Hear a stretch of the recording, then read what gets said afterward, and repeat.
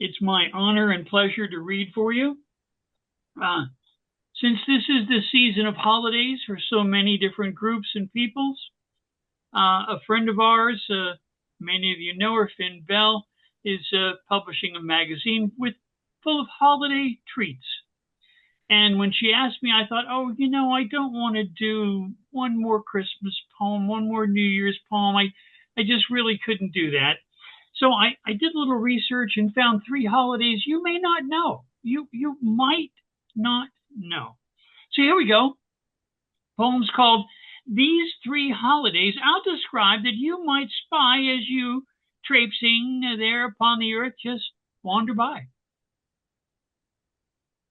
As the holiday season approaches, sometimes in donkey carts, sometimes in coaches, you might spy with your little eye the most splendid seasonal celebrations, not everywhere, but in some particular stations. The Krampus celebration you might spot if you in the mighty Europa might hop, where a gigantic horned figure you could spot. My God, if you were careless and heedless of propriety when you shop, for just a good little kitties get their rewards. The others, yeah, it seems theirs is a sword. Where Krampus tramps and humps and stomps, where the bad little kitties get their dumps, this horned figure gets no rest. He finds out where the baddies do their best. And as for the good kitties, they get their reward. But for the others, no doubt you've heard, the baddies get theirs. Because the snarling, barling Krampus really cares. Then, of course, you may know about the holiday of radishes. On the 23rd of December, you might spy a very special celebration that might meet your eye. A miniature village of or a herd of special llamas, all spread before you in miniature, carved to boot from that colorful root. The radish, you might say, had its own special day, but you'd be wrong should you sing that song, for the radish, not the cabbage, has instead its night. You might as well correct yourself, you silly. Get it right. The night of the radishes is pure delight. You'll find it there on display. Entire villages carved from a single radish. You might see a tiny rabbi there reading Kaddish. You might spot a plot from Hamlet on one side with Juliet on her balcony when her karma collides with young Romeo, speckled and spotted tide, where he's potted on this so pungent and colorful root, arrayed and displayed on this festive eve, I do believe. Or perhaps some ingenue with her retinue reclining, taking the sun or shade, if you will, in the eventide celebrations were you to find the time, or a horde of hamsters carved from radishes. Horses, mules, don't get these confused, all carved from radishes that night on display, then over all swamped in salad dressing on the very next day.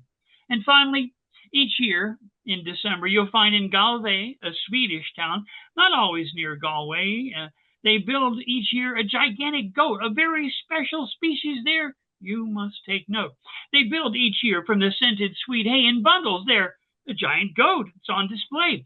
And if the Galway goat is what you saw, all decked in red ribbon made of straw, you might be among those who place a bet upon the heated fate of where the Galway goat got up to late. When it seems each year its dubious fate is quite contentious, as you might state. There are those who find in mischief sport a chance to set their minds to sparking for a lark set it ablaze. Sometimes it burns fast in just a few short days. Some say for sport or for protest, and in the end, either way, it's just ashes were left. So I say to Galway, with its suspicious or malicious fiery goat, I say to Galway, humanity is fickle, son. Please take note, or you too may your seasonal be reasonable, then you're done. Extend your hosting to support such Yuletide pranks that the smoky goatee doting without police blotters, lest the plotters snort. There's a sport. And then one little one to top it off. This is a piece that's it's called the Geography of Love. Oh, wait, no, this one. Counting walls. Counting the walls of my little house, not the tiniest enclosure that would crowd a mouse, and the tiniest ant would find advantage. It could count in acreage if it achieved in marriage. Each room has a roof and even a floor. It keeps out the rain and wind and so much more. Each room has a roof to keep out the snow, and it covers us up when it rains, so we don't know. But more than walls or even a roof and a quite stable floor, which not every house has, I could tell you more. The house cannot contain all the love in it. It seeps out through the windows and doors. It can't contain all that love in the house that's in it. It seeps out in letters and calls and such things and brings back in caring and emails and such things. A house cannot contain or be more than walls and halls and rooms. A house cannot contain all the love shining inside. More than halls and walls and rooms, a house can be a place where joy and love blooms. Thanks a lot.